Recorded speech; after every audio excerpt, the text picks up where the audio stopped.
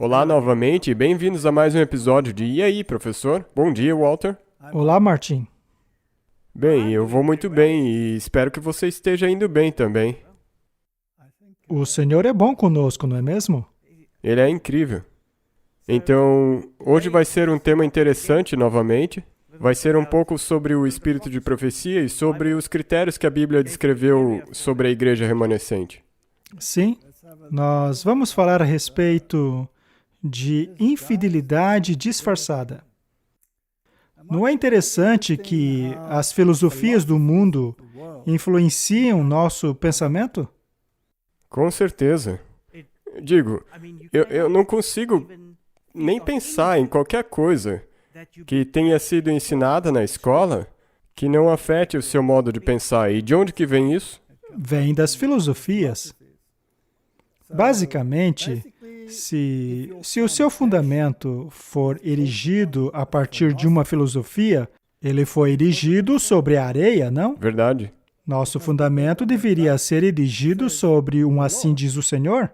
Mas não vamos começar ainda o programa. Ora pra gente. Nosso Pai Celeste, mais uma vez, muito obrigado por nos reunir. Obrigado por ter nos dado uma âncora para as nossas vidas, a Bíblia. Ilumine nossas mentes, nos ajude com o Espírito Santo e abençoe essa conversa. Em nome de Jesus, amém. Amém. Mais uma vez, vamos deixar bem claro que a nossa intenção com esses programas não é ser excessivamente críticos a respeito daquilo que as pessoas dizem, mas uma vez que algumas afirmações afetam as decisões das pessoas quanto a permanecerem dentro daquilo que nós acreditamos como igreja, ou então abandonar essa denominação, torna-se então muito importante dizermos que não importa o que aconteça, existe a verdade. Contanto que a verdade prevaleça, não importa quão poucas pessoas se apeguem a ela, a verdade não foi rejeitada. Sabe, isso é um alívio. Quando, anteriormente na minha vida, eu sempre ansiei por ter a verdade completa.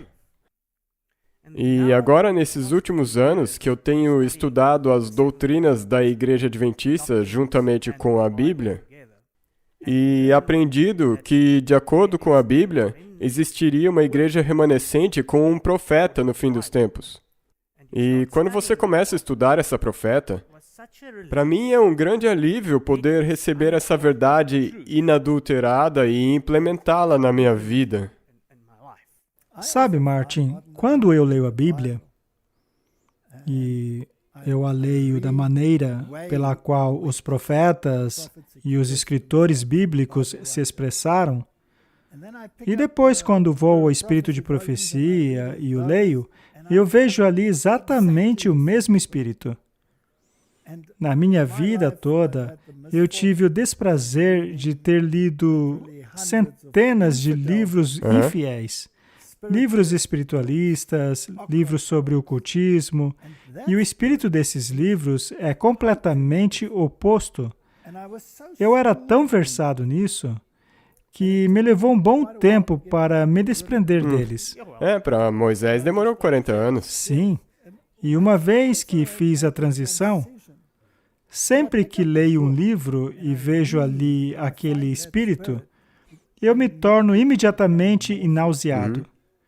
Eu acabei desenvolvendo uma aversão a esse outro espírito. É como se eu pudesse reconhecê-lo até mesmo no escuro. Apenas de ver a maneira como as frases foram elaboradas. Correto? Sabe, o nosso Deus é um Deus de amor, mas com Ele não tem lenga-lenga. Ele vai direto ao ponto. Ele diz coisas maravilhosas, e Ele as diz de um jeito tão legal, mas ainda assim vai lá no fundo. Quando ele, por exemplo, repreende os israelitas dizendo, olha, eu fiz isso por vocês, mas vocês me ignoraram. Eu então os puni com isso, mas ainda assim vocês teimaram. Então eu os chamei a atenção mais uma vez, mas não me deram ouvidos.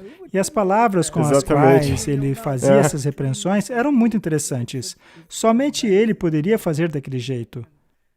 É por isso que a razão pela qual eu digo isso é que eu quero encorajar as pessoas. Leia a Bíblia e o Espírito de Profecia. Sim, pois uma coisa não vai lhe tirar a outra. Não? Elas irão unicamente complementar-se. E esta é a guerra.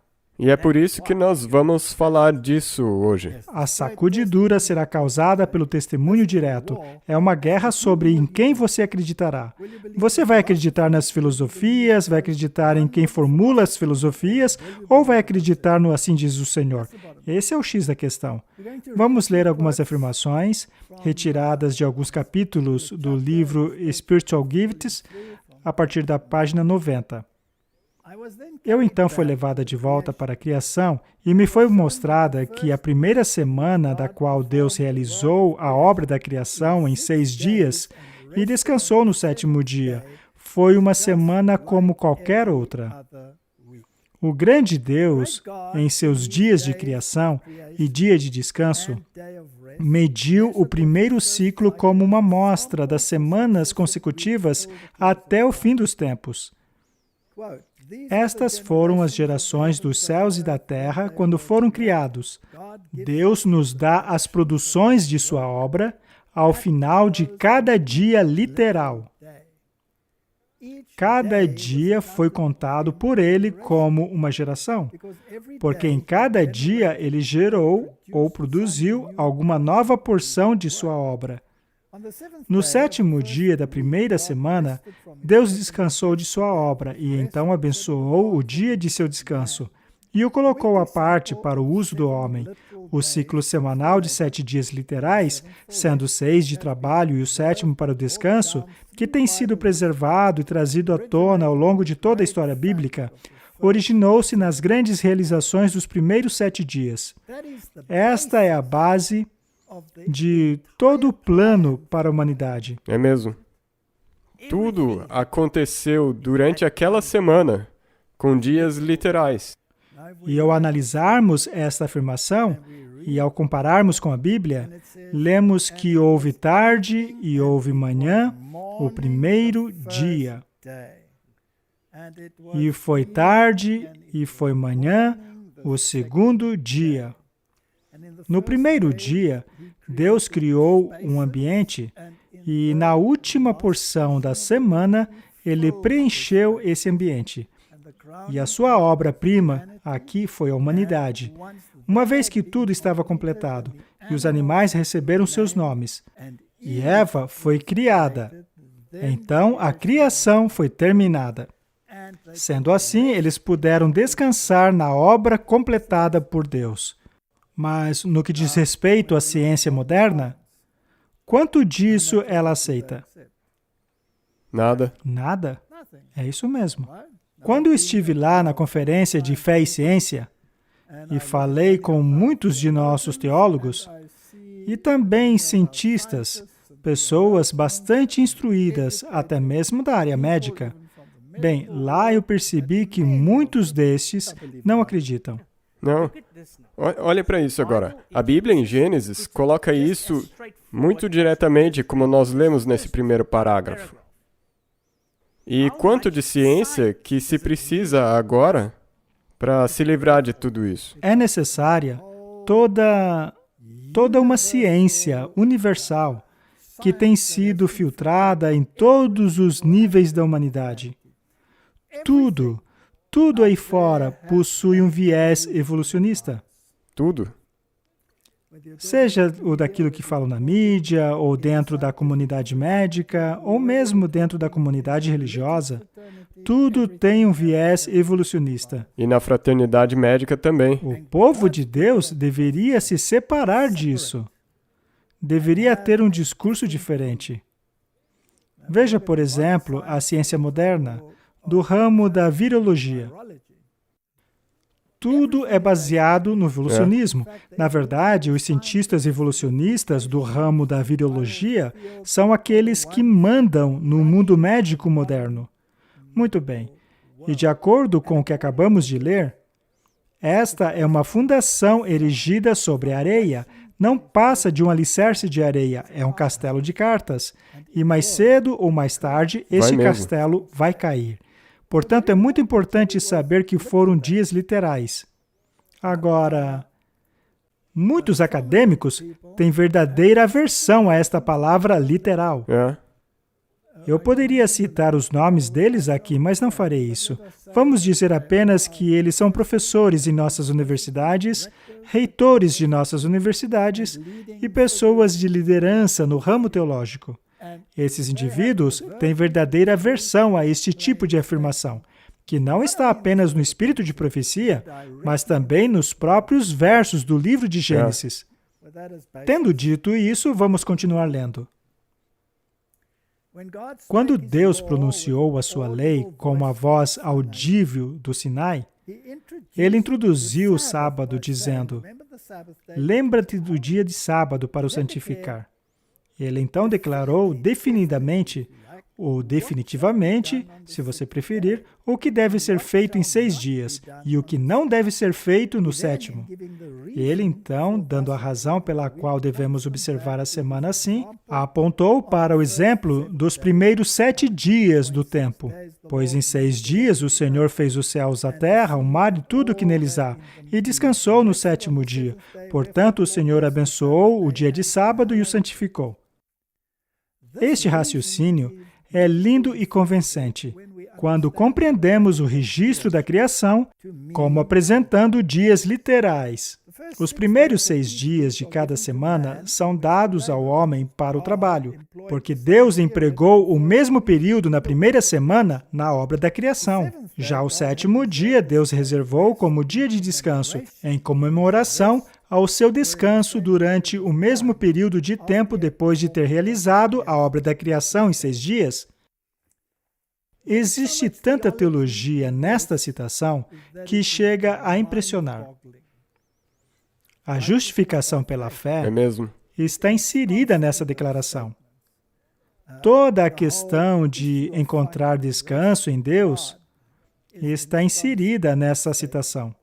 Portanto, se você não possui isto como fundamento, significa que você não tem descanso. Exatamente, e você continua sem paz, então você fica pensando e buscando coisas para substanciar o que você tenta dizer. Tudo isso apenas para continuar sem descanso. Veja o meu próprio exemplo. Eu era um evolucionista, como todos aqui estão cansados de saber. E quando vi a questão do sábado pela primeira vez, eu pensei, isso é ridículo. Eu não posso guardar o sábado em comemoração de 6 dias da criação. Sendo assim, essa coisa do sábado não faz o menor sentido. Para alguém que acredita nos milhões e milhões de anos, essa questão do sábado não faz o menor sentido. Aliás, os milhões de anos não fazem sentido, pois afinal, como podem as plantas sobreviverem sem o sol por milhões e milhões de anos? Além disso, como podem os animais marinhos e aves surgirem antes dos animais terrestres? Nada no evolucionismo bate com o relato bíblico. Portanto, um evolucionista irá naturalmente rejeitar isso. Bem, nada faz sentido até que se compreenda que os 6 dias da criação foram literais e que o sábado é uma celebração. Aquela foi uma semana no tempo. Depois nós vamos falar mais sobre isso. Mas muito bem. Mas a infiel, afinal é sobre isso que estamos falando, não é? Correto. Qual é o oposto de acreditar? Infidelidade. Infidelidade. Quando alguém estuda numa universidade jesuíta, o que é que ele vai aprender lá? Infidelidade. Bem, se você aprende infidelidade, o que mais você poderia ensinar na sua vida? Mas a suposição infiel de que os eventos da primeira semana exigiram 7 períodos vastos e indefinidos de tempo para sua finalização, atinge diretamente o fundamento do sábado do 4º mandamento. Isso torna indefinido e obscuro aquilo que Deus tornou muito claro. É o pior tipo de infidelidade. Será possível encontrar o pior tipo de infidelidade mesmo em nosso meio? Infelizmente, sim, é. E é isso que é o triste. E é por isso que eu gostaria de encorajar todos que, antes de que você acredite em qualquer coisa que qualquer um diz, leia a Bíblia e o Espírito de Profecia e compare se aquilo está alinhado com isso aqui. E se não falarem de acordo com esta palavra, Então não há luz neles. muito bem. É o pior tipo de infidelidade, pois muitos que professaram crer no registro da criação é infidelidade disfarçada. Ela responsabiliza a Deus em ordenar o homem observar a semana de 7 dias literais em comemoração a 7 períodos indefinidos de tempo, o que não harmoniza com a sua maneira de agir com os mortais, o que acaba eliminando a sua sabedoria. Muito bem colocado.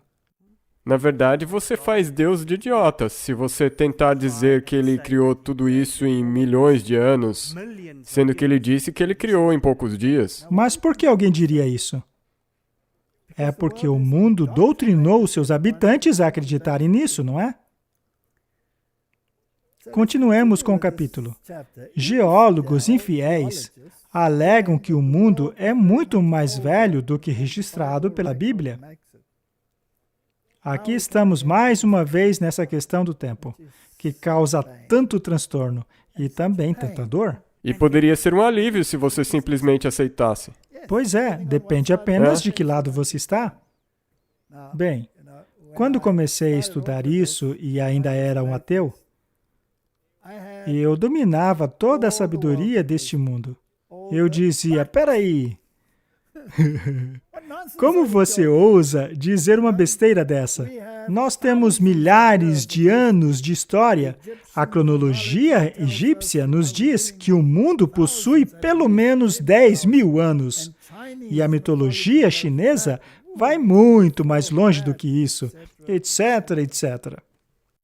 Porém, quanto mais você estuda, mais você percebe que tudo isso é fundamentado em areia. Exatamente. Veja, eles pegaram a cronologia egípcia e a organizaram em uma sequência cronológica. Acontece que muitos daqueles reis foram corregentes, foram pais e filhos governando sobre áreas diferentes do mesmo reino. O que aconteceu é que quanto mais conhecimento os especialistas foram obtendo, chegaram ao ponto que, ao invés de dizer 10.000, estão colocando aproximadamente 3.000 antes de Cristo. Veja, eles nem sequer estão dizendo mais de 3.000 anos antes de Cristo. Agora estão colocando aproximadamente 3.000 anos. Portanto, quanto mais se descobre e estuda, mais se aproxima da Bíblia. Sabe, pare para pensar. De acordo com essa antiga cronologia, a humanidade tem estado aí por cerca de aproximadamente 2 milhões de anos. Não é? Acontece que apenas o meu tempo de vida, a população mundial subiu de 4 bilhões para 8 bilhões de habitantes e já está caminhando para 9. Se tudo começasse com apenas um casal, depois de quanto tempo se chegaria a este número? Bem, ao se fazer esse cálculo, levando-se em consideração taxa de natalidade, mortalidade e pestes, chegamos ao número de apenas poucos milhares de anos, e não milhões de anos, e tão pouco dezenas de milhares de anos. Existem tantos exemplos por aí, mesmo dentro da nossa história moderna. Veja, apenas um par de coelhos foi parar lá na Austrália. E o que temos hoje?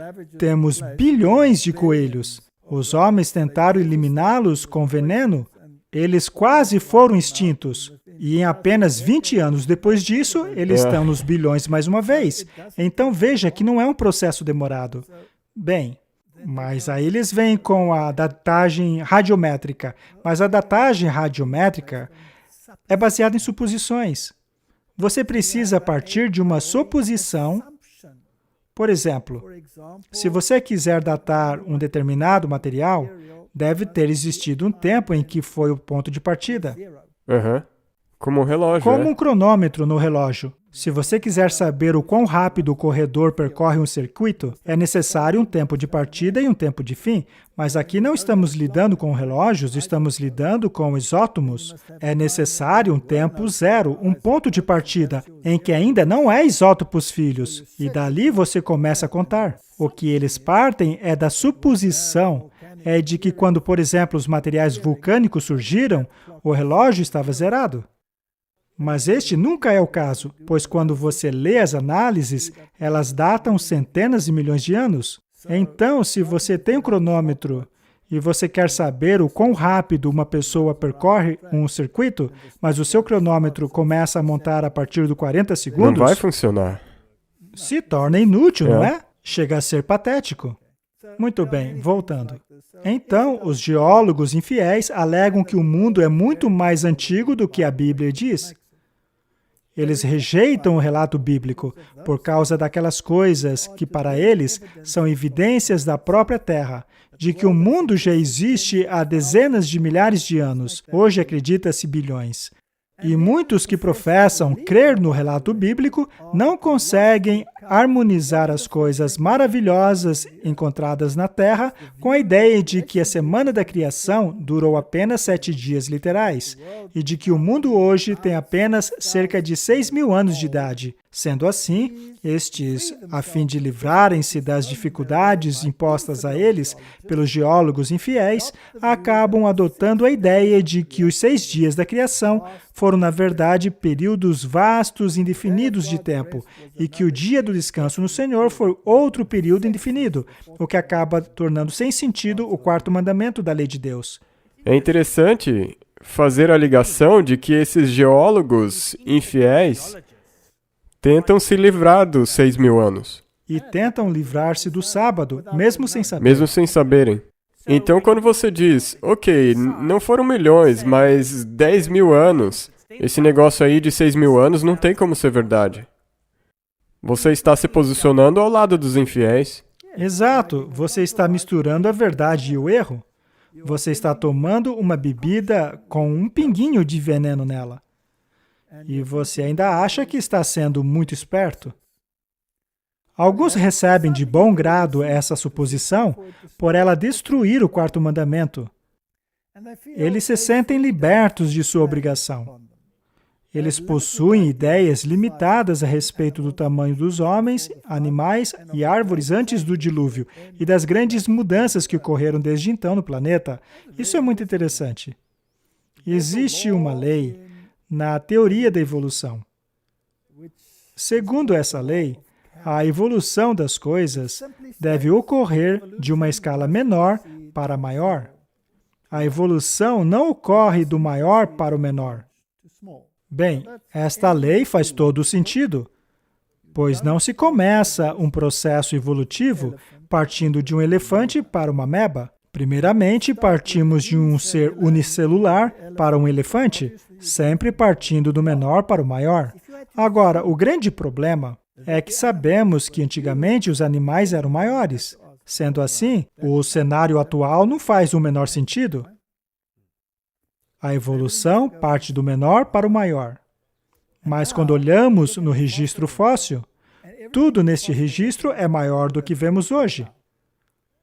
Todos os animais, seja o lobo, ou a preguiça, ou o elefante, ou o rinoceronte, não importa o animal que você olhe, até mesmo os insetos, eles eram infinitamente maiores do que são hoje.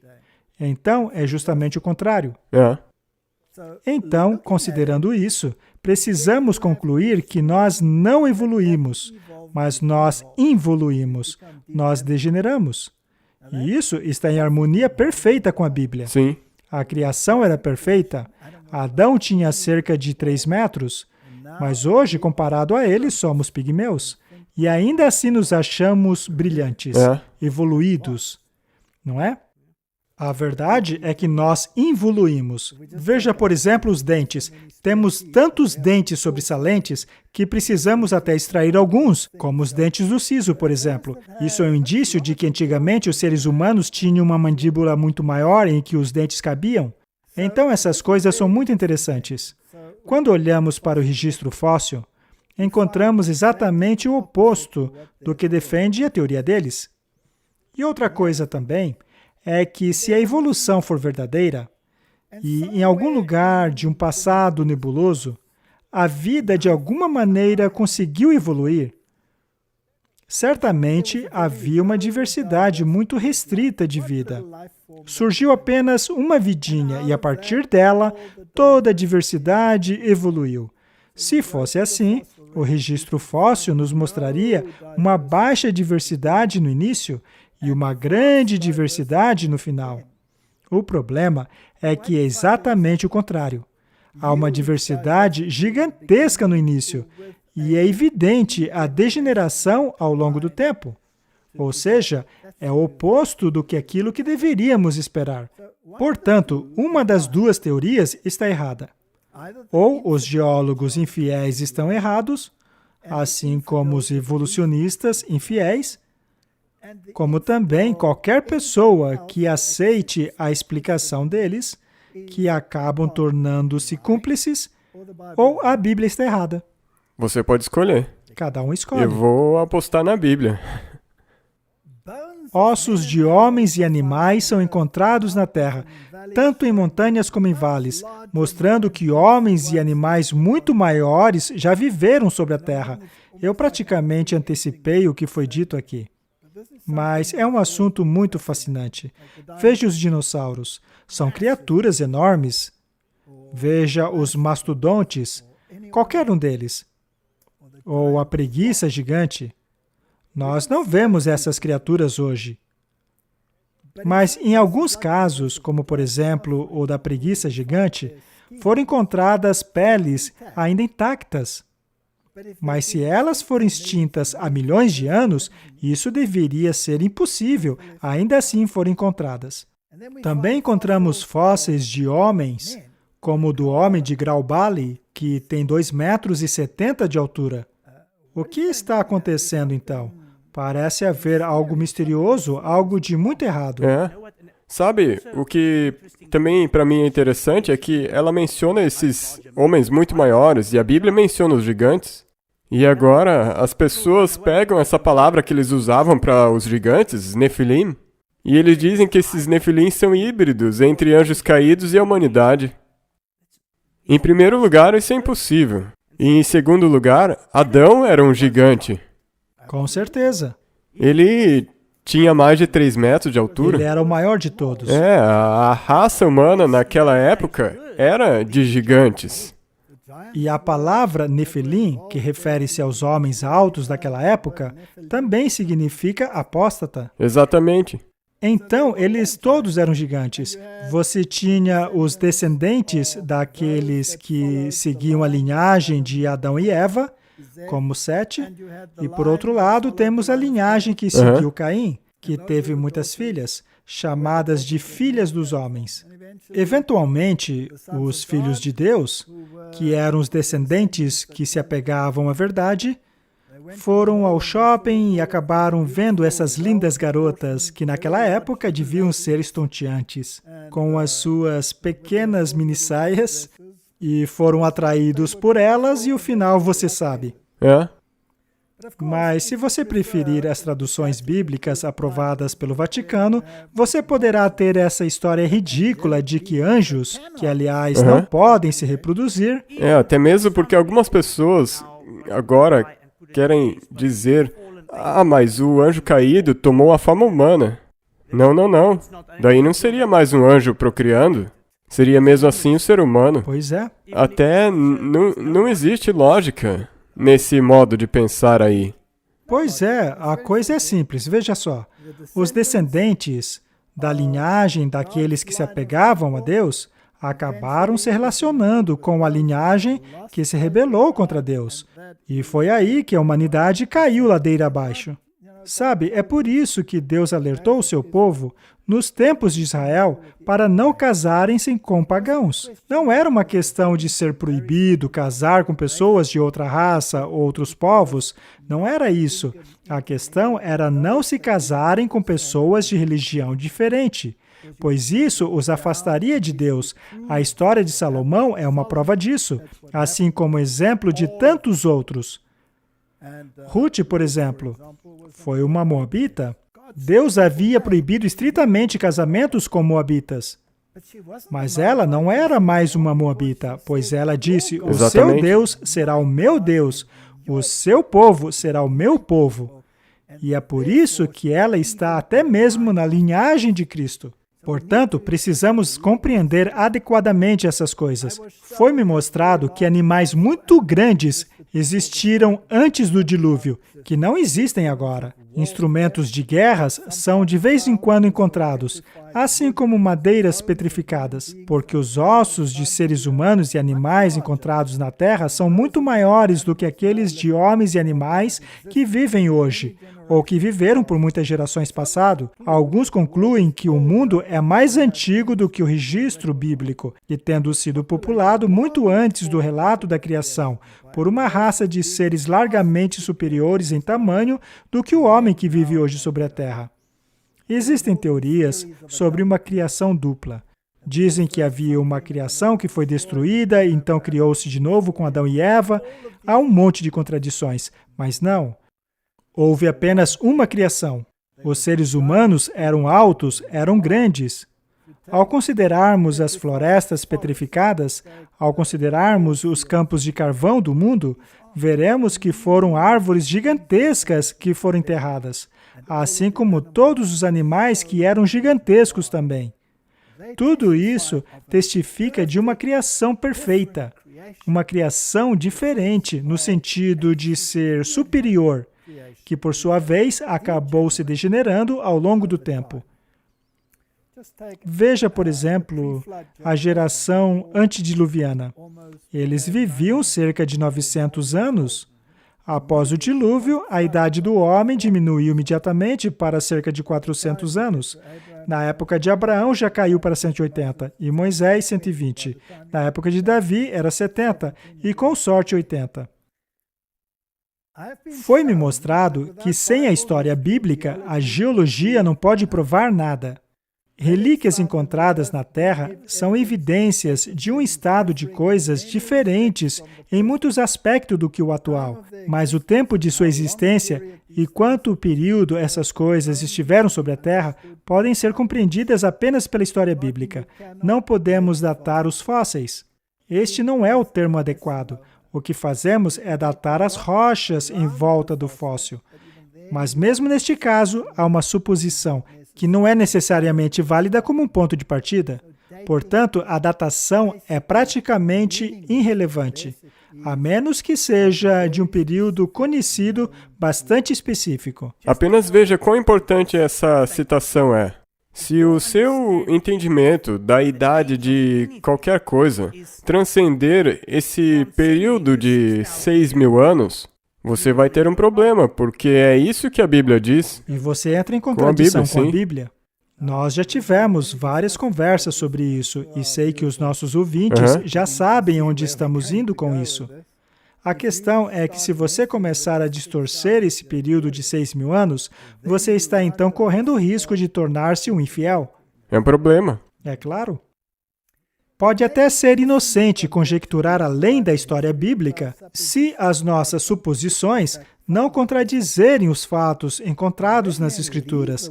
Mas quando os homens abandonam a palavra de Deus em relação à história da criação e buscam harmonizar a obra criadora de Deus a princípios naturais, eles se colocam num oceano de incerteza. A maneira pela qual Deus completou a obra da criação em 6 dias literais, Ele nunca revelou a mortais. Suas obras criativas são tão incompreensíveis como a sua própria existência. Ela então menciona versos da Bíblia. Grande é o Senhor, muito digno de louvor. A sua grandeza é inescrutável. O que faz coisas grandes, inescrutáveis e maravilhas sem número. Ele faz coisas grandes, inescrutáveis e maravilhas sem número. Com a sua voz, troveja Deus maravilhosamente, faz grandes coisas que nós não podemos compreender. Ó profundidade das riquezas, tanto da sabedoria como da ciência de Deus! Quão insondáveis são os seus juízos, quão inescrutáveis os seus caminhos! Por quem compreendeu a mente do Senhor? Quem foi o seu conselheiro?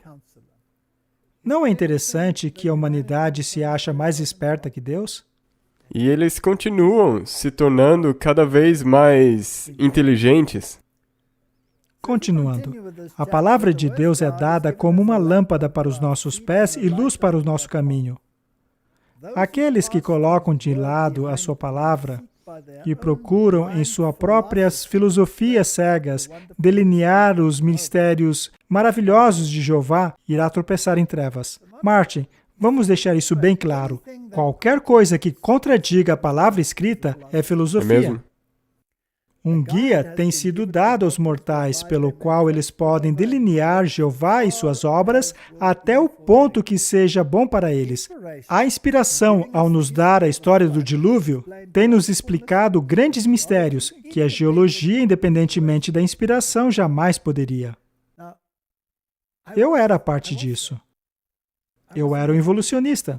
Eu fazia viagem de campo com os estudantes para analisar os registros geológicos. Aqui na África do Sul temos um registro fantástico.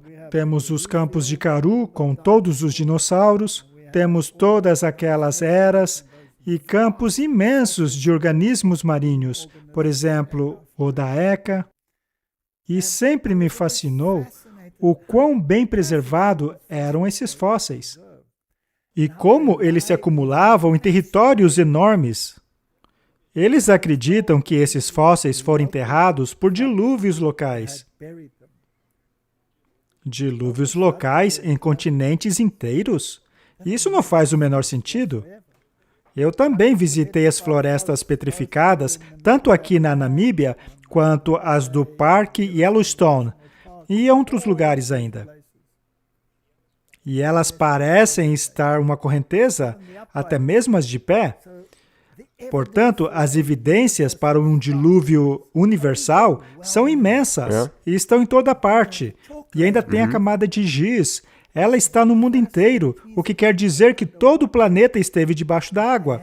Por causa disso, eles têm que enrolar ali, enrolar aqui, porque eles não têm uma resposta. É isso mesmo, eles têm que ter volumes e volumes de livros para tentar negar aquilo que a Bíblia explicou de maneira simples. Exato. Você está coberto de razão. Tem sido a obra especial de Satanás levar os homens caídos a rebelarem-se contra o governo de Deus, e ele tem sido bem-sucedido em seus esforços. Ele tem procurado obscurecer a lei de Deus, que em si mesma é tão clara. Ele tem manifestado um ódio especial contra o quarto mandamento do Decálogo, porque este define o Deus vivo. É o Criador dos céus e da terra. Os claros preceitos de Jeová são derrubados a fim de receber fábulas infiéis. Mais uma vez, temos a palavra infiel. Mas por que ele tem tanto ódio ao quarto mandamento? Porque é aquele que fala sobre o Criador de tudo, a autoridade. Sim, Deus é a autoridade. E é isso que incomoda o diabo. O problema está na palavra autoridade. Satanás quer impor a sua própria autoridade. Os homens serão deixados sem desculpas. Deus tem dado suficientes evidências sobre as quais aqueles que desejam crer podem basear a sua fé. Nos últimos dias, a terra estará quase destituída de verdadeira fé. Chegamos neste ponto? Sim. Sob a menor pretensão, a palavra de Deus será considerada não confiável. O que acontece ao colocarmos um monte de traduções bíblicas por aí, a ponto de nada ser confiável? Esse é um plano muito bom do inimigo. A razão humana será aceita, mesmo estando em oposição aos claros fatos da Escritura. O homem procurará explicar a criação através de causas naturais, o que Deus jamais revelou. Mas a ciência humana não pode prescrutar os segredos do Deus dos céus e explicar a estupenda obra da criação, que foi um milagre do Deus Todo-Poderoso, assim como também não pode explicar a existência de Deus. A razão pela qual eu sei que Deus existe é porque eu existo. É mesmo? Não é? Descartes disse, penso, logo existo, fazendo-se assim, Deus. Ele deveria ter dito, eu existo, logo mesmo? penso. Assim seria melhor para ele. Mas esta é a maneira do pensamento jesuíta. Eles adoram torcer. O próprio Descartes foi educado por jesuítas. Sendo assim, a filosofia e teologia infiel deles são as raízes de muito do mal que existe no mundo hoje. É isso mesmo, e eles estão na raiz da alta crítica. É por isso que tem todas essas besteiras de, nós não podemos ler a Bíblia literalmente, não podemos fazer isso ou aquilo. Por que nós não podemos voltar para o assim diz o Senhor? Correto. Portanto, se não há um fundamento, como podemos construir a casa? Tipo, se você quiser provar para o mundo que evolução não existe, por que você não pode usar a Bíblia? Veja, o que estabelecemos até aqui? Pois não vamos falar só de evolução e criação. Nós estabelecemos que há um certo fundamento. E ao pegarmos esta palavra, Martin, a Bíblia, e a abrirmos logo no livro de Gênesis, e começarmos com as palavras: no princípio criou Deus os céus e a terra. Essa é uma maneira estupenda de começar uma revelação divina. Exatamente.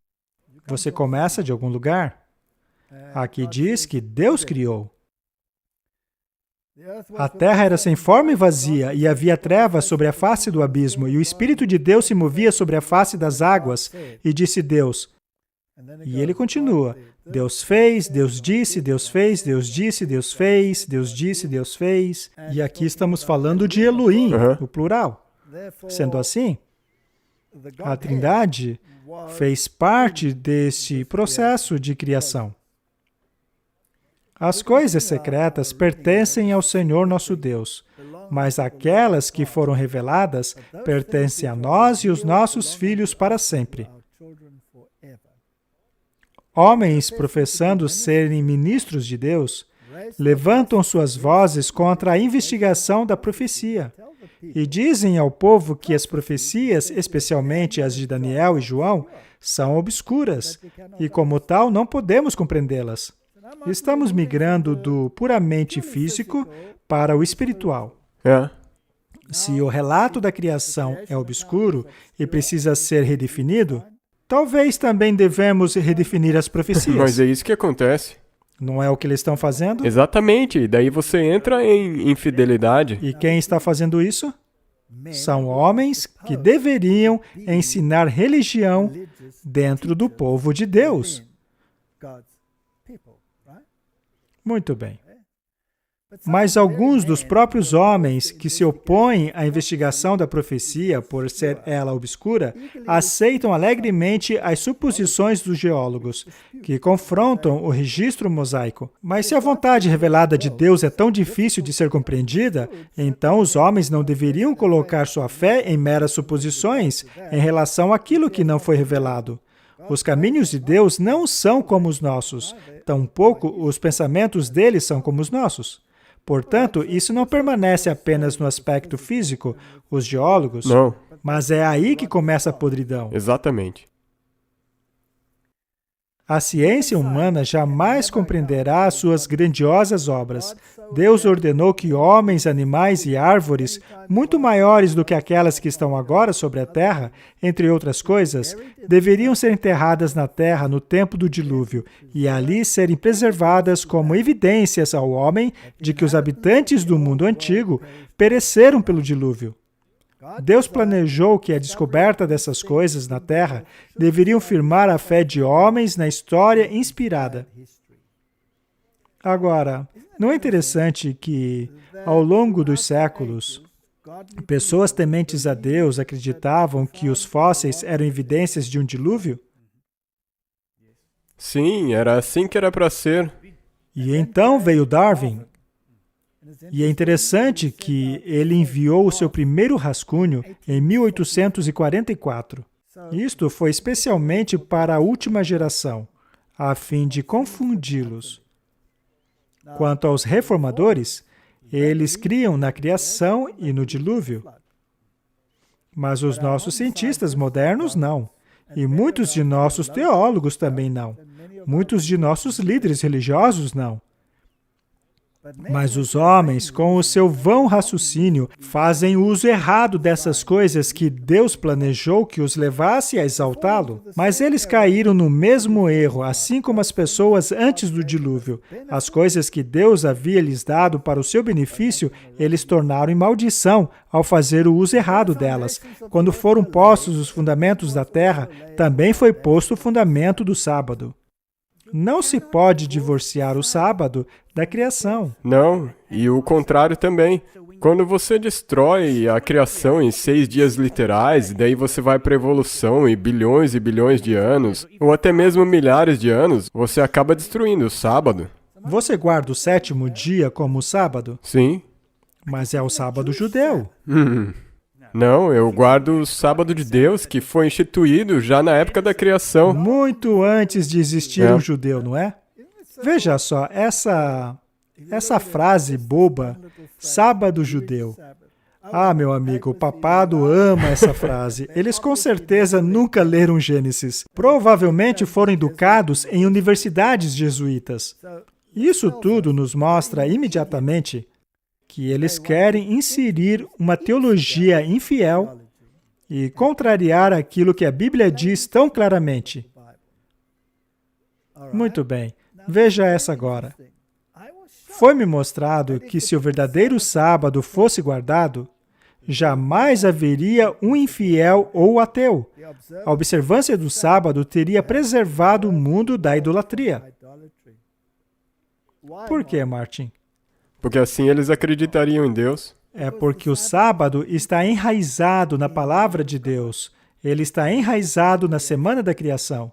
Se você guarda o sábado, o que você na verdade está fazendo é reconhecer perante todo o universo que você acredita em Deus ao invés de acreditar em fiéis. Sabe, você não poderia explicar de uma maneira melhor do que a que você já fez.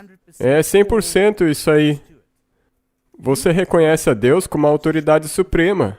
E é por isso que você passa esse tempo com Deus naquele dia que Ele separou para passar com você. Se você guardar o sábado, será que os geólogos vão ficar bravos com você? Ah, sim. E aqueles que acreditam nos geólogos vão ficar bravos com você? Sim. E aqueles que estão dentro da nossa igreja, aqueles que acreditam nos geólogos, ao invés de acreditarem na palavra de Deus, eles ficarão bravos com você? Sim. Esta parece ser uma questão conflitante. Exatamente, é isso aí mesmo 100%. E é isso que tem criado essa infidelidade disfarçada. Às vezes, você nem mesmo percebe que está ocupado lidando com a sua própria infidelidade. Sim, porque neste caso você engoliu uma toxina que se transformou em um monstro dentro da sua cabeça. Martin, esta semana da criação, que serve como modelo para tudo aquilo que vem depois. A igreja primitiva acreditava que ela também servia como modelo de todo o plano da salvação que se estende por 6.000 anos, em que o milênio do 7º dia representa os 1.000 anos de descanso. E isto era chamado de semana cósmica. Bem, os nossos teólogos modernos parecem ter uma tremenda aversão à semana cósmica, não é? Mas era nisso que os pais da nossa igreja acreditavam. Nós fizemos um estudo profundo sobre isso, acho que no episódio 9. Mas apenas para deixar tudo bem claro, vamos explorar um pouco mais este assunto. E só para mencionar, nós vamos rumar para uma direção com isso aqui. Sim, sim. Muito bem, vamos dar uma olhada em alguns pioneiros do movimento adventista. Temos o Wagner, de Éden para Éden, e ele se baseava em Apocalipse 21, versos 4 e 5. O Éden, então, será totalmente restaurado. Aqui, o rio da água da vida flui do Monte Sião. Aqui, Adão recupera a árvore da vida, plantada ao lado do rio, que se divide em copas separadas, assim como no começo. Aqui, mais uma vez, é o paraíso, o jardim que o próprio Senhor plantou 7.000 anos antes. Esta citação não é interessante? Aqui ele pegou toda a semana da criação e aplicou no conceito da semana cósmica. Então, todo o plano dos 6 dias de trabalho, mais o 7º dia de descanso, como sendo o 7º milênio. Vamos ver o que Thomas Preble dizia a respeito dos 2 Adães. Antes que o primeiro Adão tivesse o conflito com Satanás, do qual ele caiu, o 7º dia, o sábado, tinha passado. Assim foi com o segundo Adão. Antes do último e final conflito com Satanás e seus exércitos, no qual a vitória eterna será ganha pelo Filho de Deus e seu povo, o sábado, ou os 7.000 anos, também terão passado. Eles acreditavam na semana cósmica? Bem, se você realmente estudar isso, você não pode pensar de outra maneira. Ellen White acreditava? Ah, com certeza. Deus não mostrou a ela quão importante é colocar a sua perspectiva nesses 6.000 para evitar que você se torne parte dos infiéis.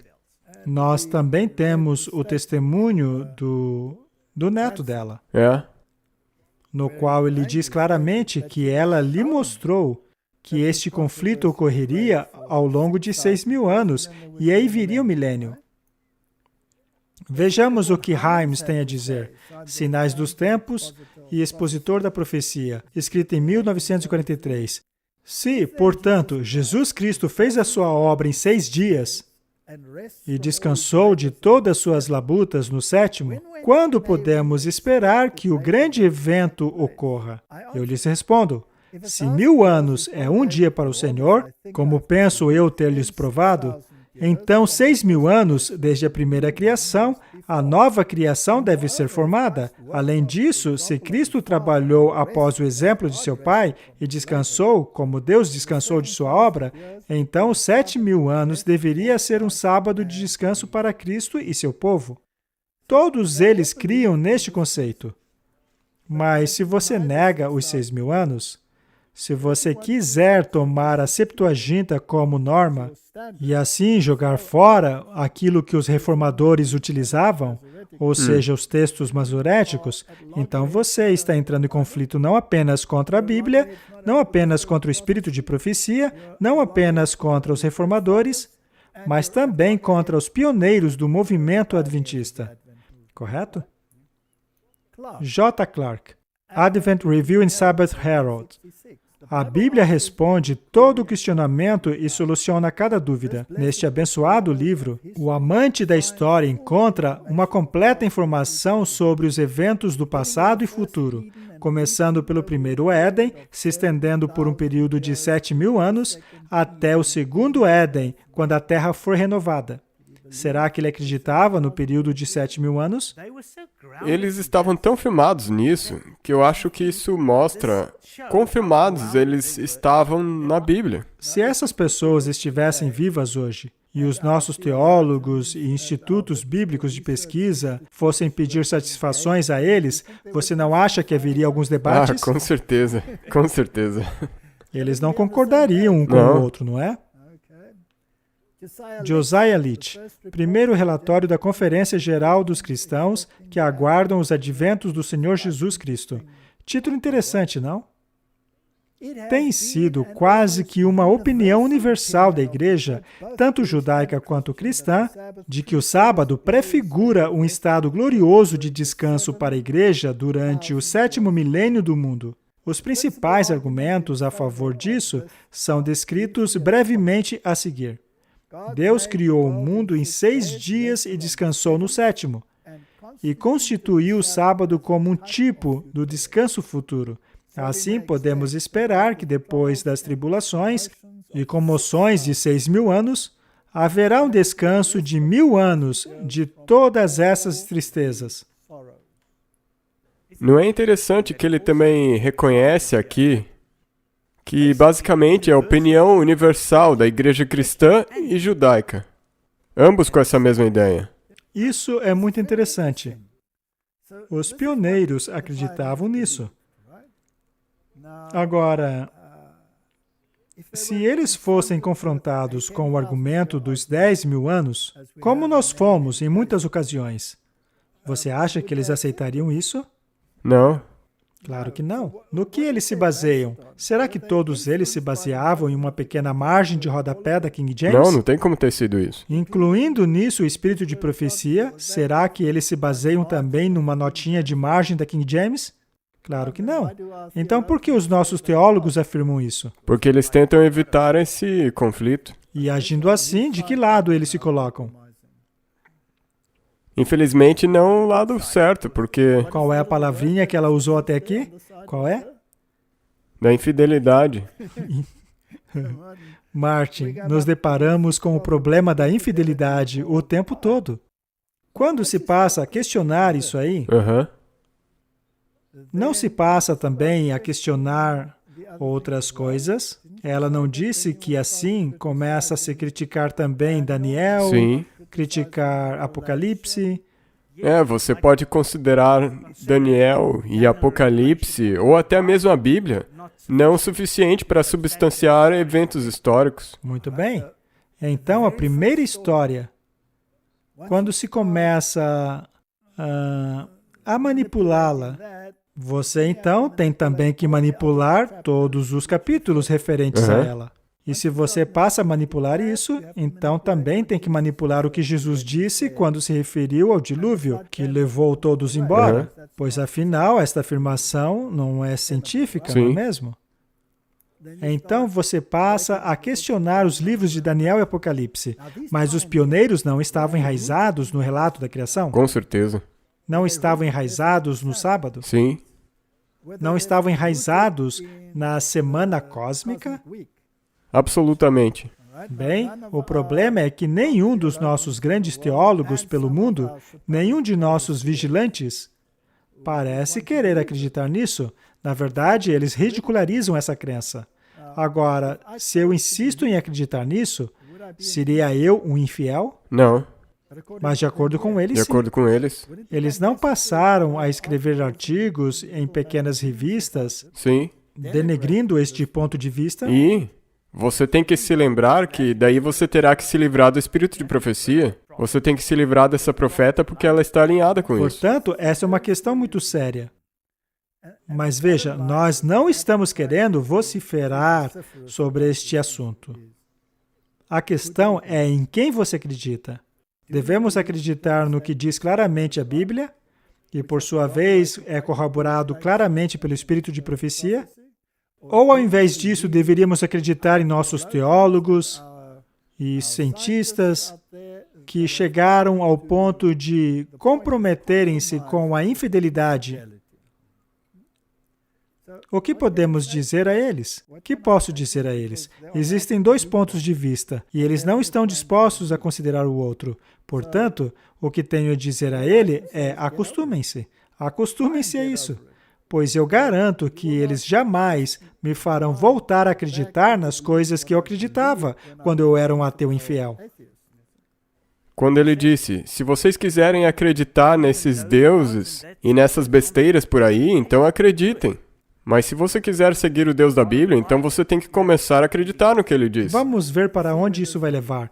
Este artigo já tem algum tempo, ele é de 2021. Importante professor da Universidade de Loma Linda diz: mas antes, esses professores são teólogos muito importantes em nosso meio. E é interessante que eles se tornaram tão importantes que assumiram cargos de reitoria. Portanto, tudo aquilo que eles dizem acaba tendo um grande peso. E é triste, porque os professores, essas outras pessoas que estão sendo ensinadas, os líderes, são ensinados por essas pessoas. Sim. O Dr. John Paulin é um professor na Escola de Religião da Universidade de Loma Linda. Em um recente simpósio promovido pela Igreja a respeito dos eventos proféticos do fim dos tempos, disse que os decretos dominicais não virão, que o grande conflito está ultrapassado, que há outras opções para a marca da besta e que Ellen White não foi uma profetisa do fim dos tempos.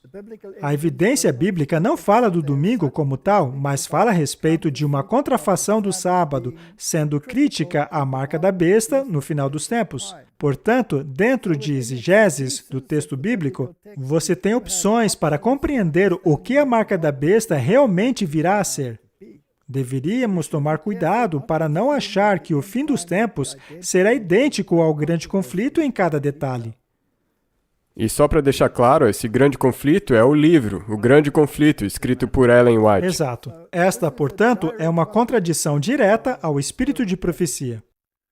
Será que estamos vendo a liderança da igreja subindo pelas paredes para condenar declarações como essa? Não. Não. Mas quando alguém diz que acredita no grande conflito em todos os detalhes, que eu acredito no que esse livro diz sobre o catolicismo e o que acredito no que os reformadores disseram sobre o assunto, aí sim eles vão se descabelar por causa disso. Sendo assim, eles estão do lado da infidelidade ou da Bíblia e do espírito de profecia? Por escolha própria, infidelidade. Considerando tanto a Bíblia quanto a história do mundo, se Ellen White estivesse viva hoje, há pelo menos uma chance de que suas descrições sobre o fim dos tempos fossem diferentes do que era na sua época. Ora, eu achava que Deus não mudava. O estilo profético de Ellen White é mais clássico do que apocalíptico. Martin, ele está jogando com as palavras. Isso é semântica. Ele está anulando aquilo que é muito claro. Não é esse um dos últimos recursos com o qual Satanás trará a sacudidura? Com certeza. E assim, como uma profetisa clássica, as previsões de Ellen White devem ser compreendidas como condicionais. Conforme mudam as circunstâncias, o cumprimento de Apocalipse 13 poderá tomar outras formas do que aquilo que parecia tão claro em 1888. Este senhor está incitando sérias dúvidas a respeito dos escritos de Ellen White. E até a Bíblia, porque ele disse que a marca da besta é totalmente diferente daquilo que nós acreditávamos que seria. Sim. Nós lemos isso em um artigo do Mensageiro Adventista. Por causa disso, alguns disseram, não, eles estão exagerando. Essas são as palavras dele mesmo. Mas nós lemos as palavras dele. Acontece que eu falei com ele pessoalmente. Eu me sentei cara a cara com esse senhor. E ele me disse, em termos claríssimos, que eu estava proibido de pregar dizendo que o papado é o anticristo. Ainda que o espírito de profecia exponha a maldade do homem do pecado. Ele também me disse muitas outras coisas. Ele disse que pessoas que entram na igreja por meio de ministérios como o nosso e que acreditam no que diz a Bíblia e o espírito de profecia não são bem-vindas na igreja. Mas parece que as pessoas que concordam com as ideias deles não são apenas bem-vindas, mas são colocadas no pedestal. Não há algo muito sério ocorrendo em Israel?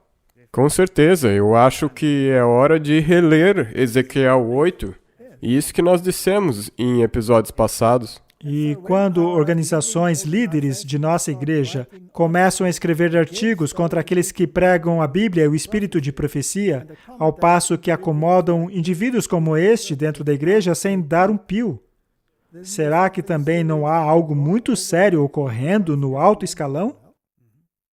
Vamos colocar tudo na mesa para conversarmos? Não estou condenando ninguém aqui.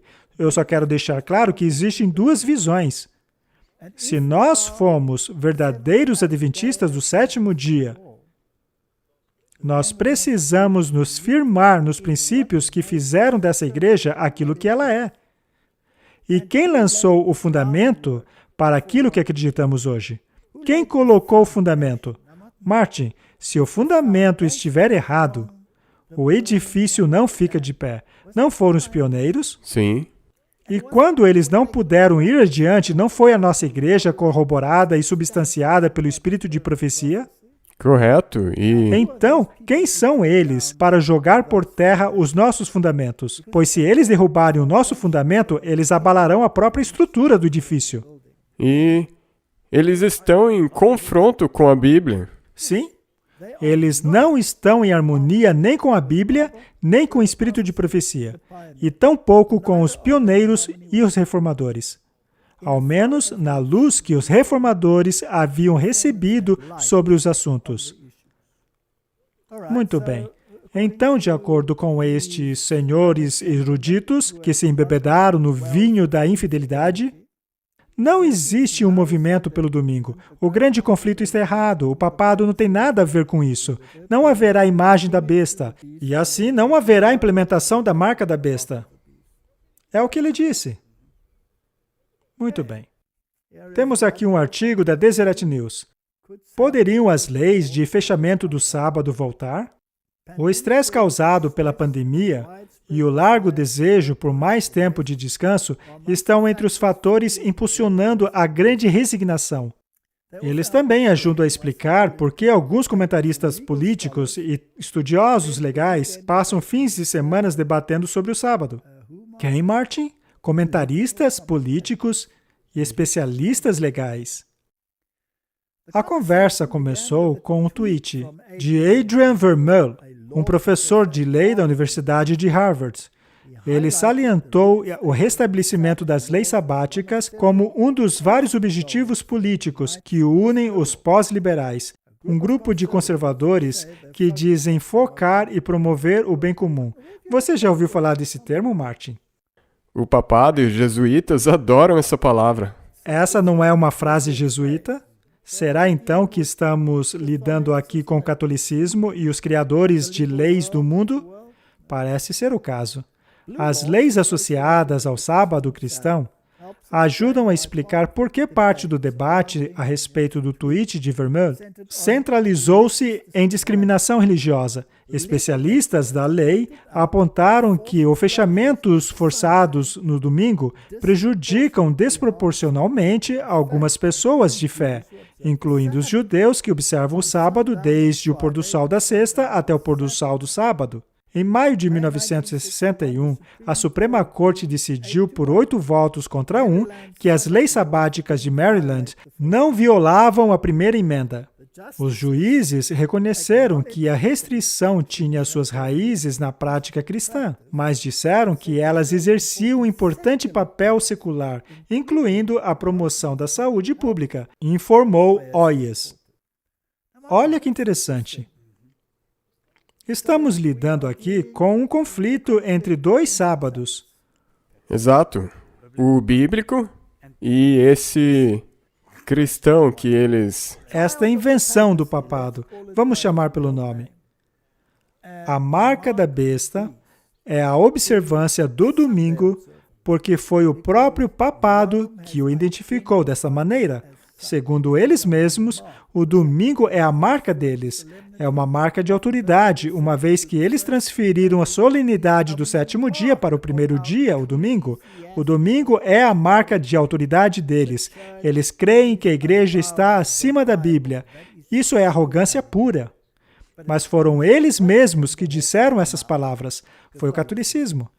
E aqui temos um debate em andamento, que procura definir se o domingo deveria ser imposto no lugar do sábado. Sim, e de acordo com o tribunal, é legal. Mas eles dizem que é legal. Não de acordo com a Bíblia.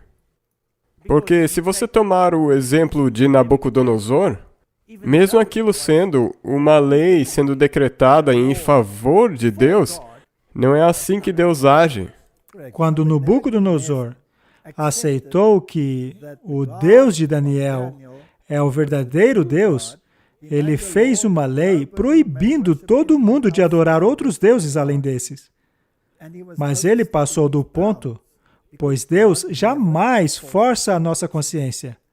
Portanto, seja do lado certo ou do lado errado, não se pode forçar a consciência. Temos aqui um outro artigo, da Christianity Today. É uma revista bastante respeitada. O artigo é de 4 de fevereiro de 2022. A Amazon passa por um dilema quanto ao trabalho aos domingos. A Amazon é uma empresa que utiliza todos os dias da semana para entregar suas encomendas. Eles não param.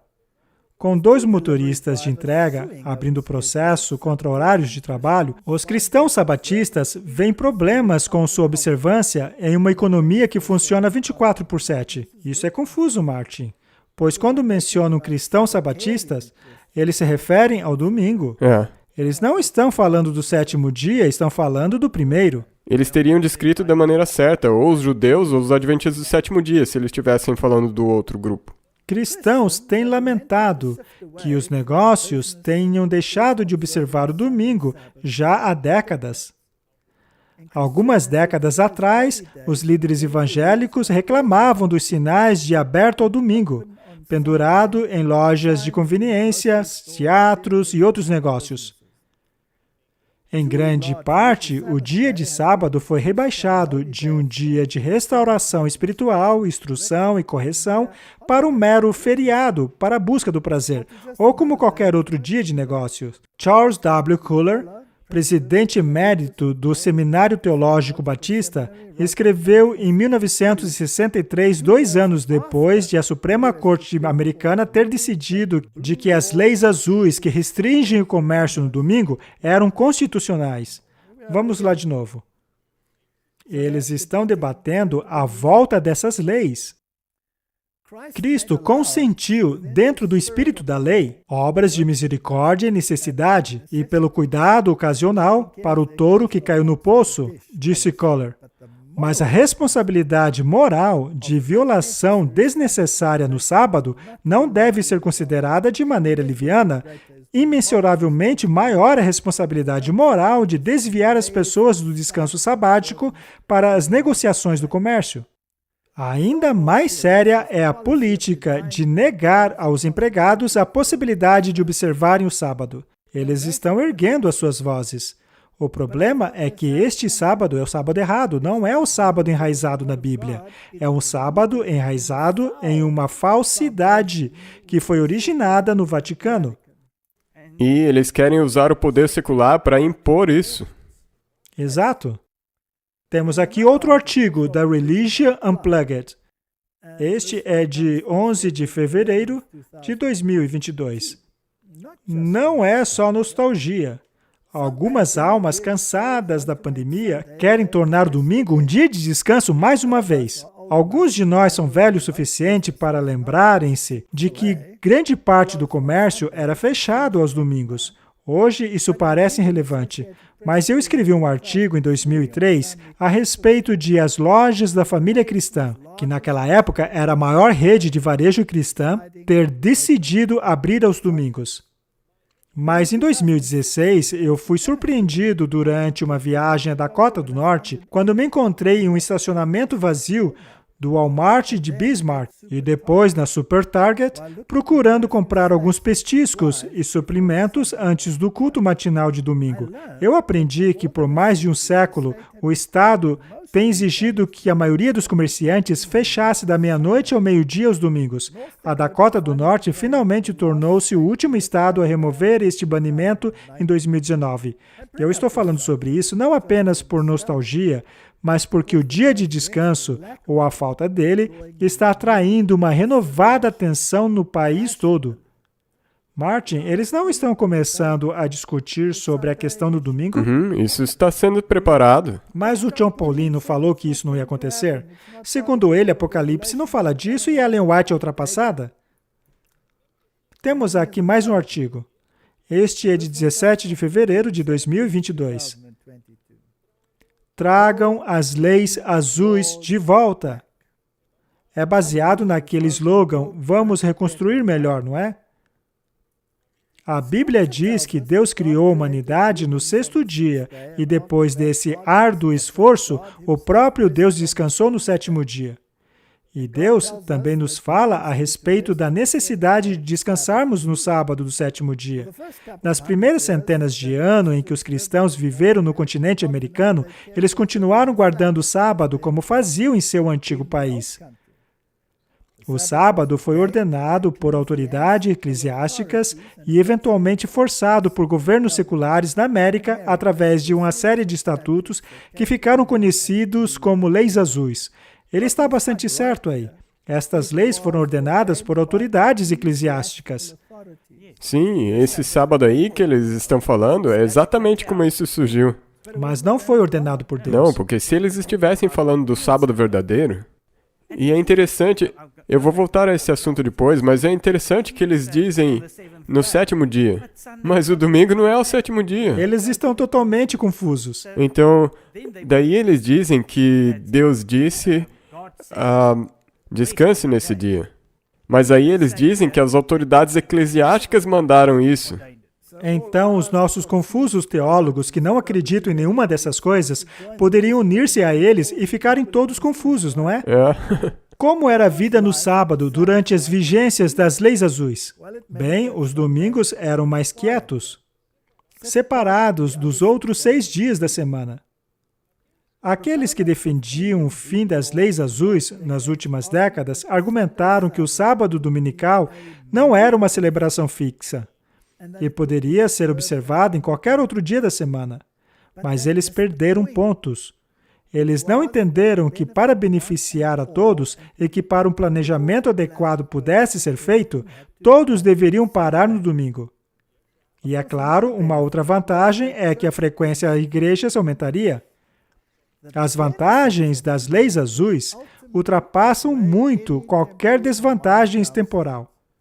Os políticos vão descobrir que defender o fim de semana verdadeiramente restaurador é de grande importância nas votações deste outono. Martin, será que este assunto está se tornando político? Eu acho que está com certeza se tornando uma coisa política. E a direita conservadora com certeza vai olhar para isso. Eles adorariam pular neste bonde. Muito bem.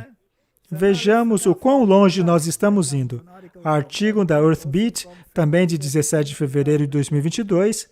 Enquanto a campanha Reconstrua Melhor não chega a lugar nenhum, os líderes religiosos conclamam Biden e o Senado a um momento de coragem pelo clima. Que interessante, vamos ler. Aproximadamente 100 líderes religiosos convocaram o presidente Biden e o líder da maioria do Senado, o Chuck Schumer, a não abandonarem os democratas que estão espalhando a agenda do Reconstrua Melhor e seus centenas de bilhões de dólares no combate à mudança climática, dizendo que este é o momento de coragem, enquanto o projeto parou e caiu atrás de prioridades legislativas. Não podemos demorar em aprovar o ato Reconstrua Melhor. Essa legislação vital protegerá o nosso clima e colocará nossa nação no caminho da justiça climática, da justiça ambiental e da justiça intergeneracional. Interessante, Martin. E se você se lembra, já faz um bom tempo que nós colocamos esse episódio sobre essas palavras-chave: justiça climática, justiça ambiental. Todas as palavras remontam ao domingo, legislação do domingo. Uma coalizão de 86 líderes religiosos de organizações de nível nacional, estadual e regional, assim como congregações, escreveram uma carta em 14 de fevereiro endereçada a Biden, Schumer e a todo o Senado americano. Nós compartilhamos o chamado moral de cuidar da nossa casa comum, a criação de Deus, e de amar os nossos semelhantes, tanto aqui como ao redor do mundo, disseram os líderes religiosos. Essas palavras-chave, Martin, saíram direto da Laudato Si. Eles fizeram menção à criação de Deus. A Laudato Si, por sua vez, não remete ao domingo? Sim, diretamente. Diretamente. Temos aí líderes religiosos, 100 deles, fazendo menção à criação. Eles não mencionaram especificamente o sábado, mas disseram que compartilhamos um dever moral de cuidar de nosso lar comum, que é a criação de Deus, e amar os nossos semelhantes, tanto aqui como em todo o mundo. A Laudato Si deixou bem claro de que o domingo foi para o nosso bem comum e para o amor de nosso semelhante e para o nosso lar comum. E eles tiveram aquela semana de orações pelo clima, que ligava com a mudança climática. Então temos os líderes religiosos apelando diretamente ao Biden para reconstruir melhor e para colocar a Semana da Criação de volta em cena, o que implica em colocar a Laudato Si em operação. Temos os líderes religiosos do mundo evangélico fazendo uma semana de oração para introduzir a questão do sábado. Tivemos artigos que acabamos de ler em que há um grande debate para restabelecer as leis azuis. Será que os nossos teólogos estão dormindo? Ou ficaram bêbados com o vinho da infidelidade? Se eles dormiram, nós encorajamos que essas pessoas acordem. E se eles estiverem bebendo da taça do vinho da Babilônia, por favor, parem. Sabe, Martin, Eu me pergunto se eles ficaram apenas no vinho ou se não acrescentaram algo mais forte a ele, para virem a público com aquele tipo de declaração.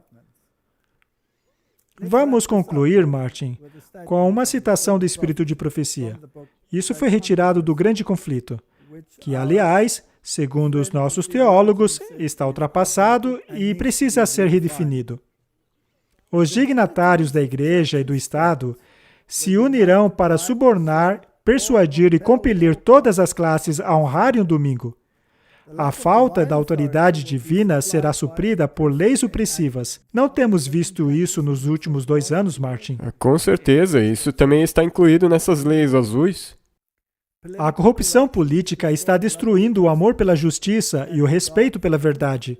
Até mesmo na América Livre, os governantes e legisladores, a fim de assegurarem o favor público, se submeterão a exigências popular por uma lei que força a observação do domingo. Isso já não está começando? Com certeza, tem os líderes das religiões e o populacho. Eles já estão orando pela implementação disso. A liberdade de consciência, conseguida a custo de tão grande sacrifício, não será mais respeitada.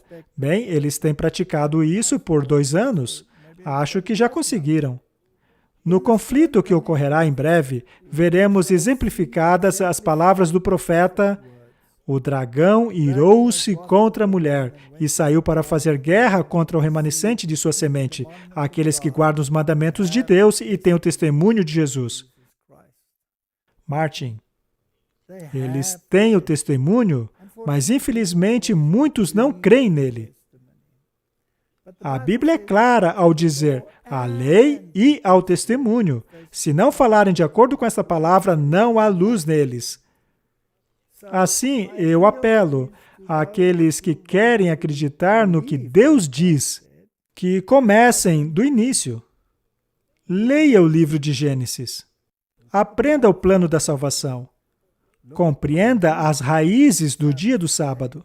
Veja a guerra contra esse sábado. Os livros de Daniel e Apocalipse dizem que a besta tentará mudar a sua forma de pensar, tentaria mudar os tempos e a lei, e ele tem feito exatamente isso. Ele mesmo chama o domingo de a marca de sua autoridade eclesiástica, e ele tem arrastado líderes religiosos a exigirem o restabelecimento das leis dominicais.